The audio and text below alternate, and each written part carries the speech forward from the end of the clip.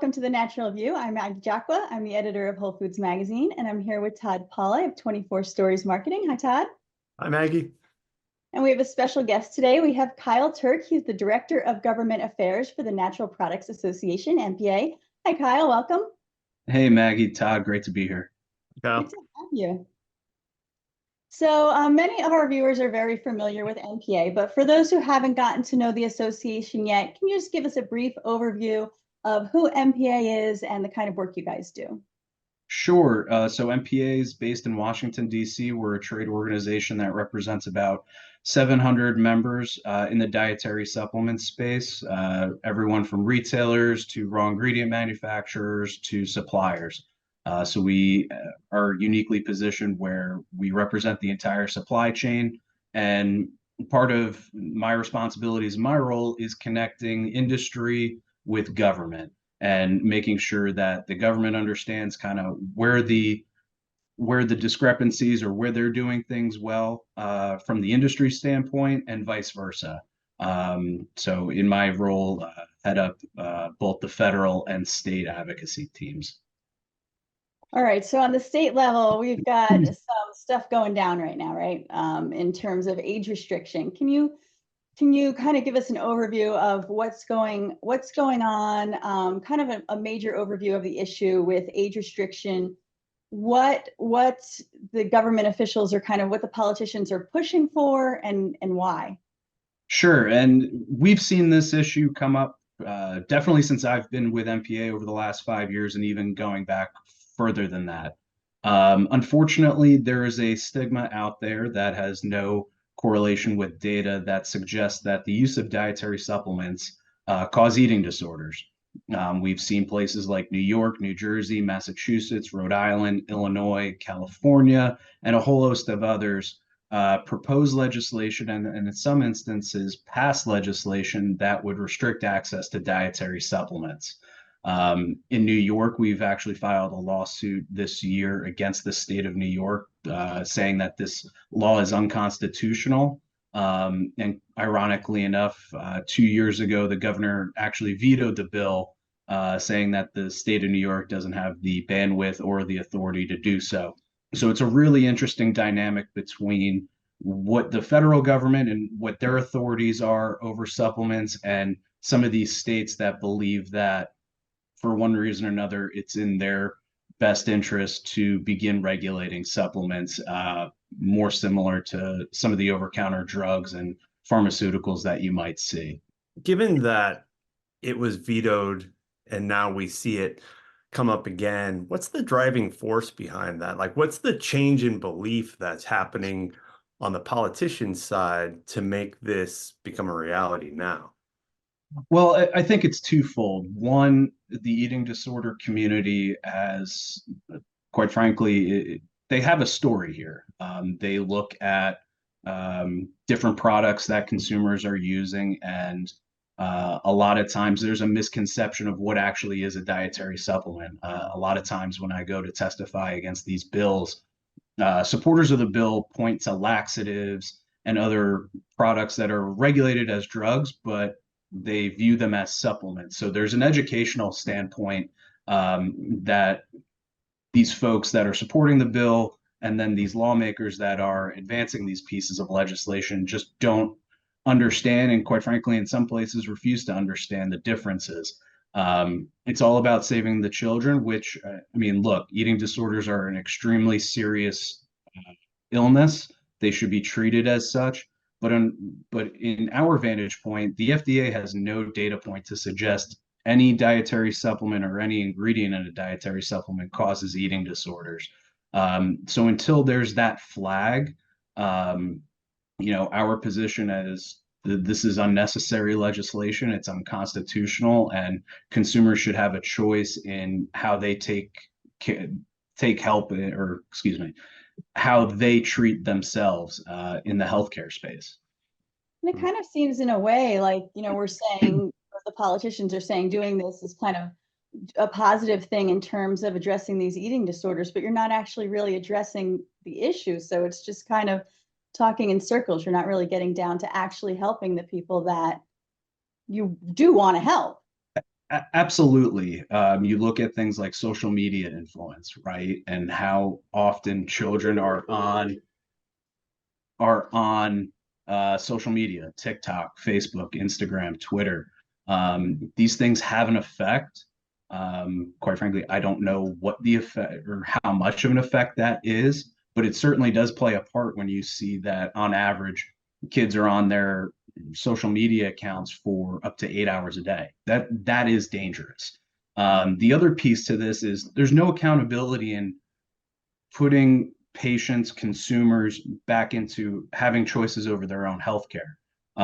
America is an obese country, and diet and exercise are a fundamental part of being a healthy adult, being a healthy child. Getting routine exercise is an important thing, and dietary supplements in some cases help supplement the diet and are intended to maintain or get your vitamin D status, for example, in a more advantageous position. So this idea that dietary supplements are as dangerous as alcohol and tobacco is frightening. Um, that should never be the narrative, and especially when you look at some of the pushes too with these over the counter and pharmaceutical weight loss drugs that we're seeing come out and become really popular.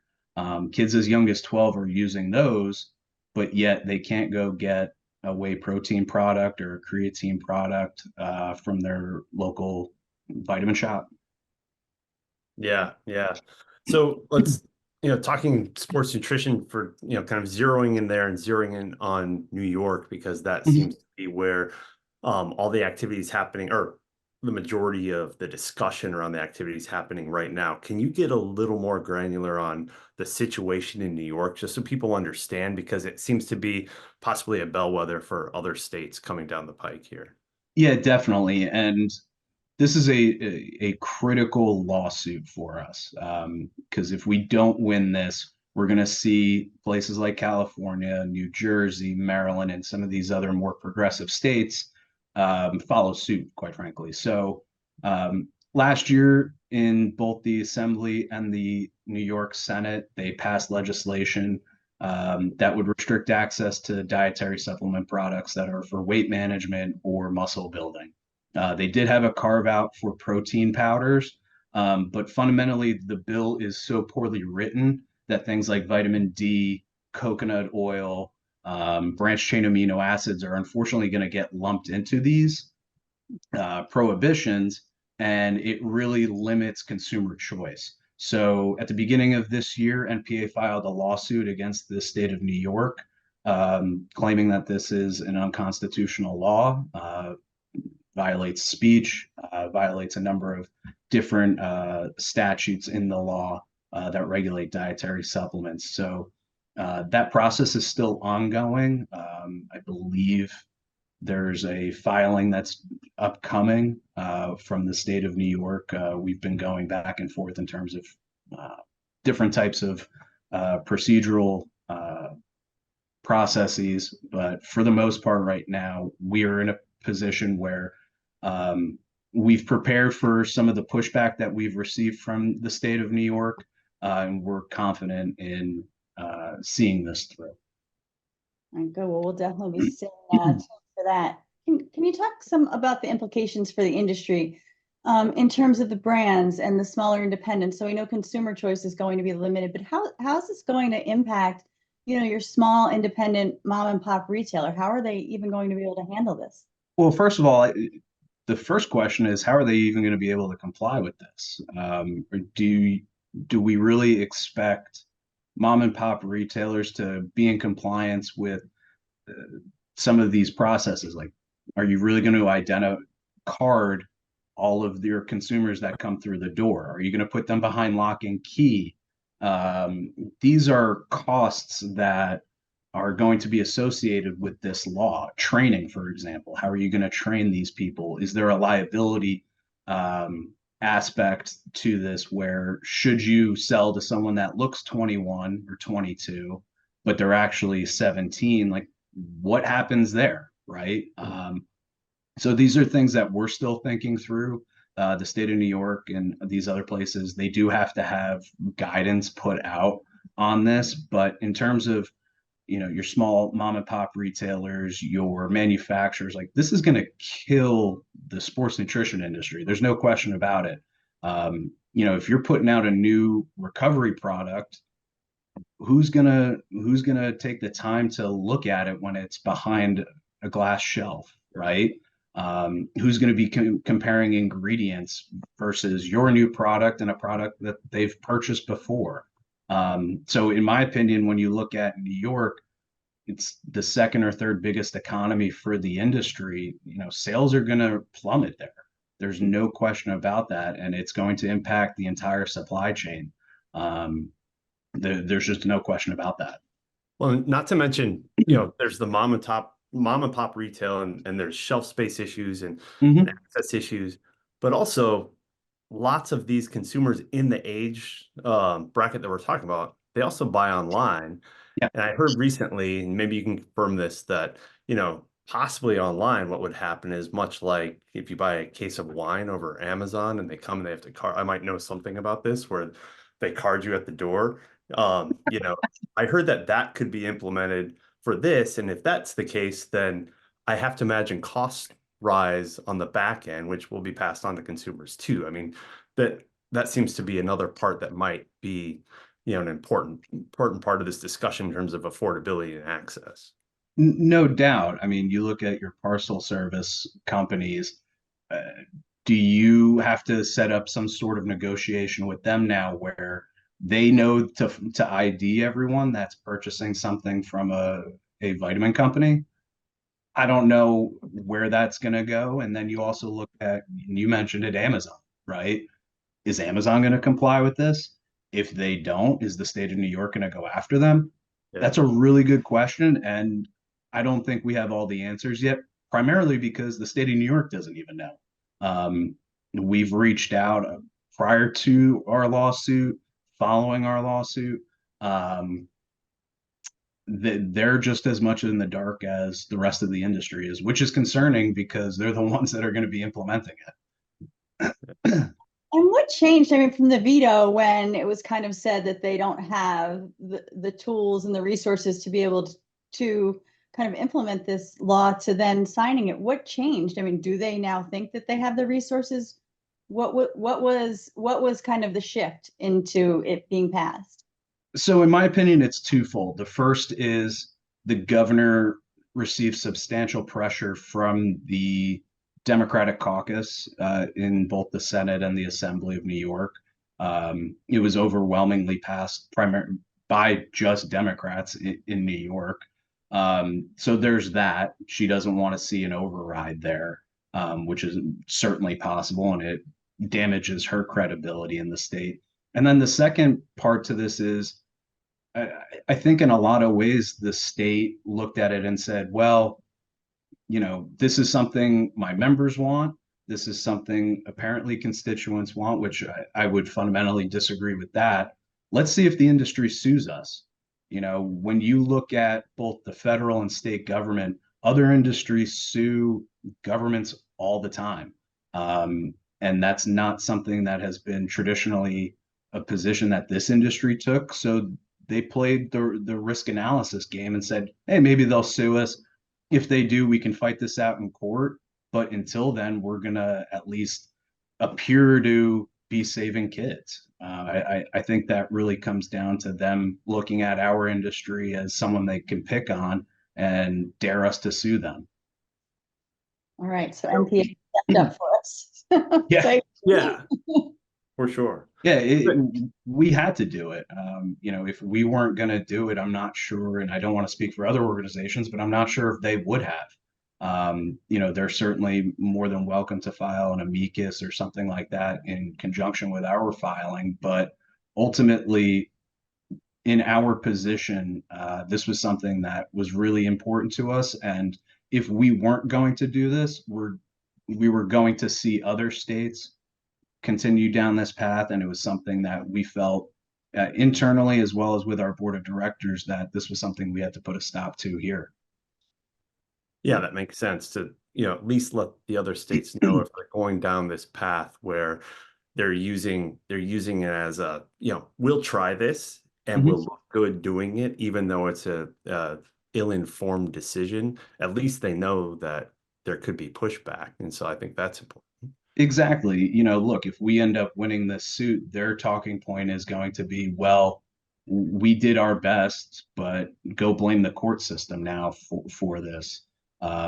Or they might start lobbying Congress for more authorities over supplements. So it's really twofold there, where we could be looking at a longer term fight, either in Congress or within the judicial branch. All right, so as we're in this fight, any call to action? What can our viewers do? What can and should the rest of the industry be doing to help? Well, so we have our fly-in day on May 22nd. First and foremost, everyone has to attend that. That is the one day of the year where we get a significant portion of our members up on Capitol Hill, meeting with various members of Congress to do a couple of things. The first is to educate them about the dietary supplement industry, who we represent, who our consumers are. And then the second piece is in showing them how we're regulated, the science that we put into bringing products to market. And then third is developing the relationships that are going to last a lifetime with staff as well as members of Congress. Because a lot of times, especially at the congressional level, you have staffs of anywhere from 15 to 20. Maybe one or two will handle FDA specific issues, and then one that's primarily within the pharma, OTC, or supplement space. So they will know it intimately well, but being able to meet with different members, their staffs, people that might not necessarily even cover dietary supplements, they'll have now a unique perspective where they say, oh, I know Maggie and Todd from the supplement world. They seem like reliable sources. Let me pick their brains on something that just came across my desk that has to do with Deshay or dietary supplements as a whole. So if you haven't registered already, please register for that. It's a great day. And it's a great opportunity to not only meet your members of Congress, but also their staffs, and develop relationships that will carry the industry forward. Yeah, All right, that's great. excellent. We will be there, and I'll get the link and sign up information Awesome. along with this podcast so people can easily access that. So we encourage everybody to check that out for sure. Yeah, I'm looking forward to that day. Talking advocacy in general, and I know how much attorneys like to just wildly speculate on things. So let's go down that path for a second. You can say no comment, but I'm just curious. So as part of Move Nutrition, what an organization I'm involved with, and it really points to dietitians and nutritionists in the industry around sports nutrition. We just did this big survey, and overwhelmingly, everyone, including dietitians who historically sometimes have been anti-supplement, depending on the person or their stance, overwhelmingly we see that, number one, they're all interested in supplements with their clients, or the vast majority, not all. And then also that trending forward, there are a lot of supplement areas that they're looking for, in terms of, and it's branching out, not just sports nutrition traditionally, but cognitive, digestive. So there's that, and that's positive for the industry. And then we did some follow-up, just discussions with dietitians to try to find out, just to make sure, like, hey, how do we put this data into context? And I will tell you that more often than not, they prefaced it while saying, it's important to do your research because supplements are not regulated whatsoever. And I heard that several times. And, then we started a conversation about there's an enforcement issue. And I just wonder, with all, with your role in NPA and the advocacy that you do in the industry, how do we start to solve that? Is it more attention on the enforcement? Because we know that in the industry that there are regulations in place. There's a lack of enforcement in some respects. Do we need to push that message more, do you think, Kyle? Or is there something else we need to do? Because these are the people talking to consumers every day with a high level of trust. And the fact that they're all saying, we love supplements. Oh, it's the Wild West when it comes to that. Just doesn't that doesn't make for long-term success. No, it really doesn't. And you raise a really good point, because this is something we see not just with dietitians, but also state level staff. They love supplements, they take them, but then recognize in their head that supplements are apparently the wild, wild west. And from my vantage point, as someone that deals with advocacy, this is why days like Flying Day are so important, because you have to ultimately, one, start the relationship with folks to be able to build trust and then show your side of the credible argument that we're trying to make here, which is the FDA is not enforcing as well as they should be. And that's partly why, in my opinion, too, that some of these state actions are coming up. These state legislators have folks that come into their office saying the industry is unregulated, it's this, it's that, and they feel compelled to take action into their own hands, when in reality, what they should be doing is asking FDA why they aren't enforcing on table stakes, right? DSHEA works really well when it's utilized appropriately. And that's something that we need to do a better job of. And it starts with days like Flying Day. It starts with developing relationships with your state legislators, reaching out to dietitians to help educate them on where the gaps in enforcement are with the agency, and really shifting it from industry onto the government, so that way they have they're feeling really the pressure of not doing their job as well as they can be. Yeah, it almost feels like with the latest state regulations or the latest state moves that are coming up here, if some of those pass and that catches on, government's really setting themselves up for yet another, hey, we've come up with this regulation and we really don't have the resources to enforce it. So we just keep going down this path of, yeah, it's probably a political talking point to say we've done this without any context behind it in terms of actually making positive moves for the industry, or even the intentions they're trying to, the things that they're trying to do, maybe with the wrong intention. They put a law out there, it passes, and then nothing happens. I mean, that just seems to be the story time and time again. No doubt. And not to beat a dead horse, but you look at mandatory product listing, on its face, sounds reasonable. You hear that and say, oh, why wouldn't I be for that? But then you dig a little deeper and read the legislative text, and you see we're going to be treated like pharmaceutical drugs. We can't go to market if the FDA doesn't get our product on the list in a timely fashion. Places like that where the agency's looking for more and more authority, but don't really exercise and exhaust the current authorities that they have.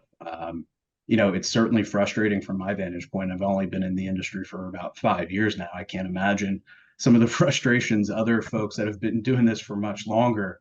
But ultimately, it comes back to being involved in organizations like NPA, being engaged with your state and federal lawmakers, and having that open dialogue where, people see me every day talking about dietary supplements up here on Capitol Hill.